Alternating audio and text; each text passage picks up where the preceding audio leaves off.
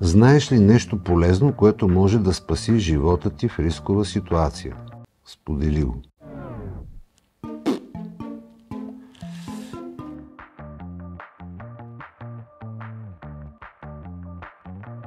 Знам ли нещо полезно?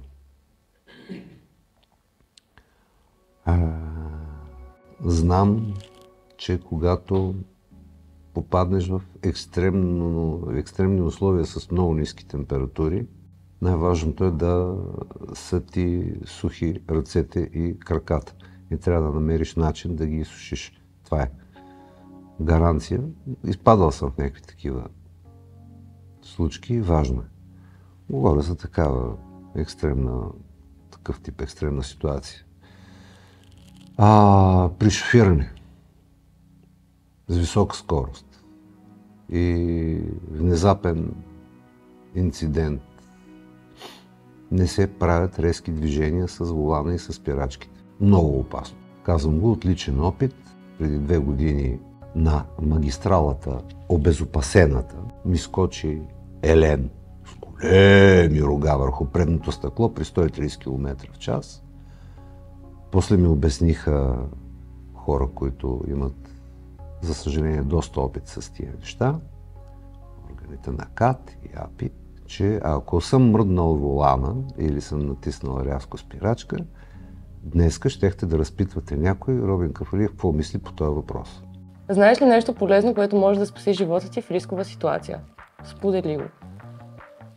Не. Не знам. Просто не знам. Живея на ръба всеки един ден и просто се надявам нищо лошо да не ми се случи. Знам нещо, сега чак да Не, може, всъщност може. Значи, това го гледах в спешно отделение, като бях малък и от тия неща, да ги слушаш някъде и после се сещаш в момента, в който ти трябва.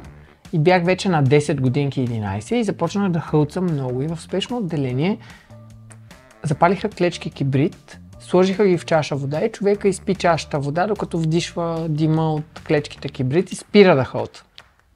И това работи безотказно. Няма значение колко тежко хълцаш, колко много хълцаш, спираш веднага. Мога да се разправям с хората, ако нещо ме издразнят, ама до там. Значи, ако се давиш някога, ти, зрителю, наистина може би ще е много трудно, обаче трябва да се запази пълно спокойствие.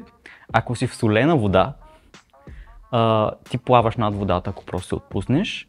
И колкото повече шаваш и викаш за помощ и не знам си какво, повече се изморяваш и ще е много по-трудно да останеш, нали, над водата. Така че просто трябва да се отпуснеш и да си поемаш бавно въздух. Обаче в сладка вода, защото няма достатъчно сол и не плаваш над водата и много по-лесно потъваш и тогава вече, нали, това няма да те спаси, защото ти ще потънеш, ако е по-дълбоко. И тогава наистина имаш много важни жизнени първи секунди да не потънеш надолу. Това не знам дали е useful, ама да. Извод едно, ако се давиш го прави в солена вода. Да. Възможност да е солена. И да, или си научи да плуваш преди да не се давиш. Да. Това е полезно, аз такива неща търся, наистина. Да, окей. Значи да, солена вода, спокойствие, плаваш, не трябва да се паникьосваш. И ако знаеш нещо друго, кажи го. А сладка вода, първите секунди бързо мяташ, правиш се, че да привлечеш внимание, защото там е по-опасно. Не. Реално. Добре, има много неща, които знам, които са някакви малки. Мисля, че всички ги знаят, като ако те гони мечка, направи се на умрял. Не се качвай в колата на непознати. Не взимай бомбони от непознати. Освен ако не искаш.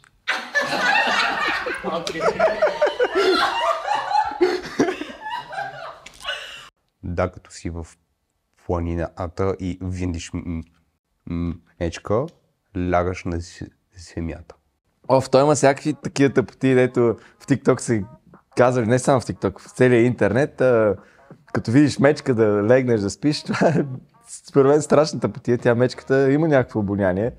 Може да те види, ако и се яде, да те изяде, да знам. Може би, ако не проявяваш страх пред мечката, може да си каже, то боримечката няма го нападам, защото някакъв тегъв. Ама се съмнявам, ако видя мечка, първото ми нещо, което направя, няма да е чакай сега ще се направя на умряла, виж каква сладичка гризни мечка се приближава с 200 км към мен, чакай да легне. Яде ли ме? О, крака ми! Тази операция няма да е скъпа. Добре, ще имам нов белек. Сигурно ще бягам и ще креща тъпата мечка, ще се опитам да се кача на някой дърво и ще целя с шишарки. Да, или ще й дам мед, да тя ще каже Каркоремите обаче, време за нещо сладичко. Майде, бе, съм. Значи, много ми е интересно, но то не е за мен, но по филмите, когато правят изкуствено дишане, сърдечен масаж и така нататък, винаги съм си мислил дали в такава ситуация, ако ми се наложи да помогна на някого, ще знам какво да правя и дали ще успея. Което ме навежда на мисълта, когато се изкарва шофьорска книжка, например, се минава един БЧК курс, който буквално съм виждал всякакви хора да го минават. Не мисля, че някой не успява всъщност да го мине, ако си плати. Но мисля, че това са важни работи и наистина трябва да знаем как да си помагаме в такива ситуации, защото много често хората просто подминават. Казват се някой ще помогне, обаче когато всеки си каже някой ще помогне и всеки подмине, никой не помага и стават някакви нелепи ситуации, които са доста гадни. Нещо, което съм прилагала и реално ми е спасявало живота, е това, когато има мъртво течение, да плуваш успоредно на плажа.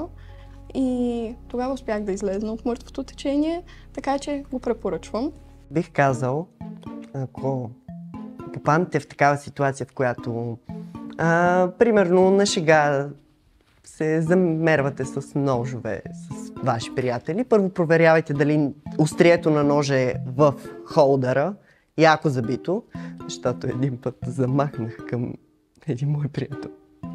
Острието на ножа го удари с задната страна е тук до окото, така че да, не си играйте с ножове, моля. Знаеш ли нещо полезно, което може да спаси живота ти в рискова ситуация? Не. Явно ще умра. Не си първият човек.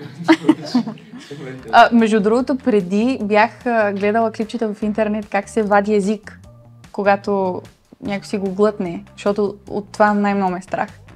Но нямам представа. Сигурно ще се доверя на интуицията си, това подсъзнателното в мен, инстинкта за оцеляване, който не знам колко надълбоко е.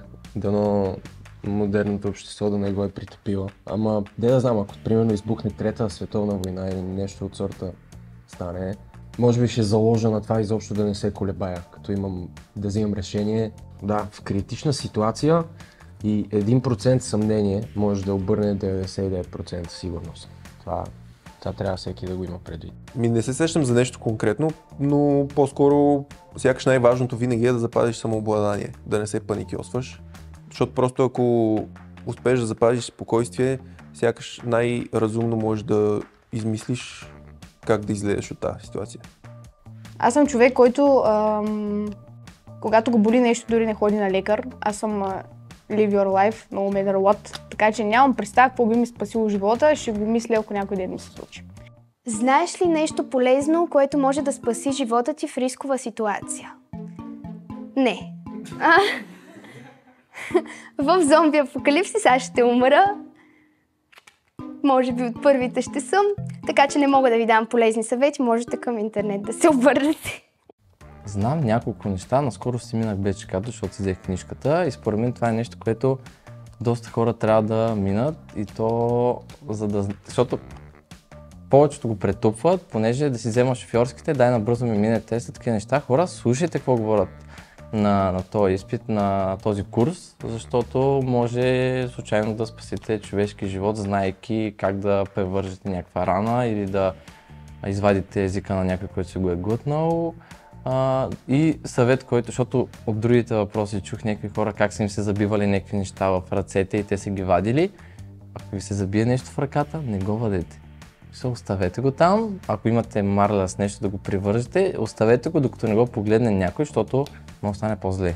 Ами, затова съм много благодарна, че бях известни години в Българския младежки червен кръст и там имахме екип по първа помощ и съм минала доста обучения по първа до лекарска помощ, мога да правя изкуствено дишане, сърдечен масаж, всякакви превръзки при силни кръвотечения, знам кое как се отреагира, ходили сме на състезание по първа до лекарска помощ в различни казуси и наистина в много ситуации, примерно беше се случило на една хижа някой да си глътне езика, веднага отреагирах, знам как да правя, знам как да действам, знам как да успокоявам, как действа самия шок на хората и примерно когато някой се паникьоса и нещо стане, в шок как да реагираме, това супер много ми е помогнало и буквално това е нещо според мен, което още може да се добави за това в училище какво се случи, защото никой не ти го показва и за шофьорските курсове пак е по същия начин.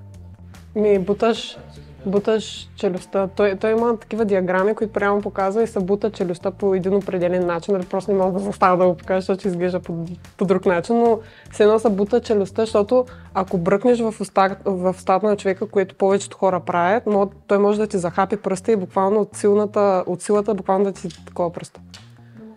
Да, и реално има начин, по който се дига главата и се бута челюстта, където автоматично езика се пуска и такова. Не знам дали това реално е истина, но съм го виждала в много видеа и предпочитам да го кажа. Ако си жена или мъж, няма значение, но по-вероятно е да си жена и да ти се случи това нещо. Ако си паркирала колата някъде в паркинг и е примерно по-късно, няма толкова много коли и видиш, че на колата ти има поставено примерно цвете или някакво плюшено мече или нещо, което не е било там, не го взимай, не го разглеждай, просто влез в колата, заключи се и си тръгни по най-бързия начин. Защото това, което съм чувала и съм гледала е, че много често отвличат хора по този начин, особено жени, защото те виждат нещо на колата си и докато го видят, докато го разгледат, такова просто ги отвличат. Така че ако видите нещо съмнително, влизайте в колата, заключете я задължително и тръгнете. Да. Ако гаджето ти е направо просто изненада? Ако гаджето ти е направило изненада, негов проблем. Много хора са били отвличани по този начин. Сериозно. Да изпадаш в паника може да спаси живота ти в рискова ситуация, определено. Да не изпадаш в паника и да успяваш да събереш мислите си и да се осъзнаеш в какъвто и да момент да се намираш.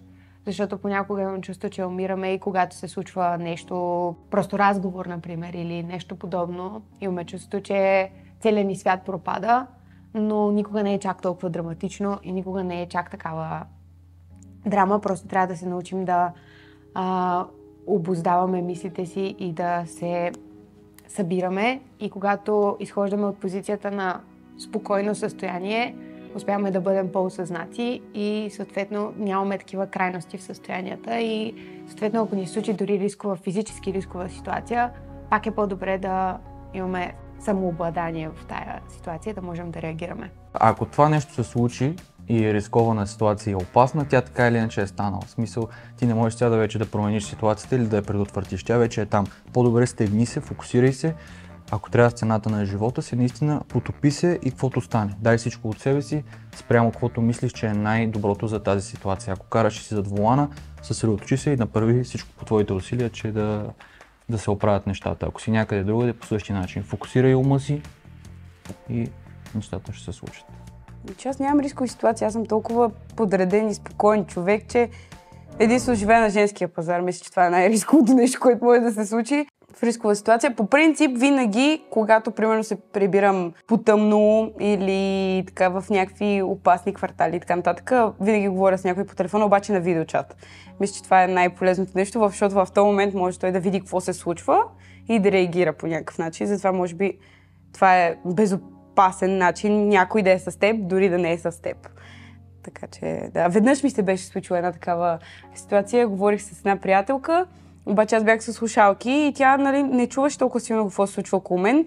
И по едно време минава някаква група от момчета, такива чужденци, които започват да ме заговарят. Обаче аз им казвам, смисъл, просто така. Не. И те почнаха да вървят след мен. Обаче аз бях много близо до вкъщи, но все пак те почнаха да вървят след мен, да ме хващат такова. И тя само е така, гледаше какво става отзад. И в този момент нещо написа, нещо стана, нали? Успяха да ме спасят от тези хора, но реално, когато виждаш, това мисля, че е най-безопасно. Ами аз съм доброволец в Български червен кръст, вече 9-та година и знам как да оказвам първа помощ. Като цяло знам много неща, как да превръзвам рани, от изгаряния, ожулвания, кръвтечения от носа. Така че дори да ми се случи някаква стресова ситуация, по-скоро ще се радвам, че имам някакви умения и знания от това, че съм била доброволец. Знам доста неща. Може ли се да кажеш едно? Едно някой, ако го гледа, да запомни. По-скоро от ухапване от куче се промива с сапунена вода, раната веднага. Мисля и не измислям как бих си спасила живота, затова по-добре да не се поставям в рискови ситуации. Next question, please. Може ли това, че съм наблюдателен и постоянно гледам какво има около мен и какво се случва около мен? Би ли могло да ми помогне по някакъв начин в рискова ситуация? Зависи каква е рисковата ситуация. Мога да се... И да го забиеш в окото на някой, ако те напада. Примерно, да. Давам само пример. Аха. Anyways. Знам със сигурност, че когато имаш рана, тя трябва да се натисне. Да стегнеш с нещо самата рана, за да не кърви. Иначе, един съвет, когато хълцате и само когато си задържате въздуха и не става, задържате въздуха обаче долу ниско диафрагмата и през това време преглъщате се, опитвате да преглъщате. Тоест така. Това помага безотказно. Знаеш ли нещо полезно, което може да спаси живота ти? Се надяваме, че тя стига до там, в рискова ситуация и сподели го. Нямам никаква идея дали знам нещо полезно, тъй като никога не ми се налагало да мисля на тази тема. Сега аз като всеки шофьор и като човек, който е понавъртял малко километри, нали, образно казано, нали, съм минал всякакви такива курсове, които са за бърза помощ и прочее. Обаче има едно нещо, което абсолютно винаги се повтаря при всичките тези неща, което е всъщност първото нещо, което трябва да имаш предвид, когато нещо кофти се случва и което е нещо, което би могло да ти спаси живота определено, и то е никога да не губиш самообладание. Това е нещото, което при мен доминира, дори в моменти, в които се чувствам изключително паникьосан, изключително не в мои води, изключително на удобно място и така нататък. Той винаги да се опитам да запазя самообладание и да гледам на нещата обективно. И имаш ли го самообладанието, оттам нататък отговорите, ние най-често ги знаем кои са нещата, които бихме могли да направим. Просто не стигаме до тях, защото мозъка, нали, върви в 1000 различни посоки, а когато успееш да го фокусираш напред и няма да имаш абсолютно никакви проблеми, освен ако вече не е твърде късно. Еми така да е. Нали, ако се притесняваш за инфаркт постфактум... Не знам. Загивам директно.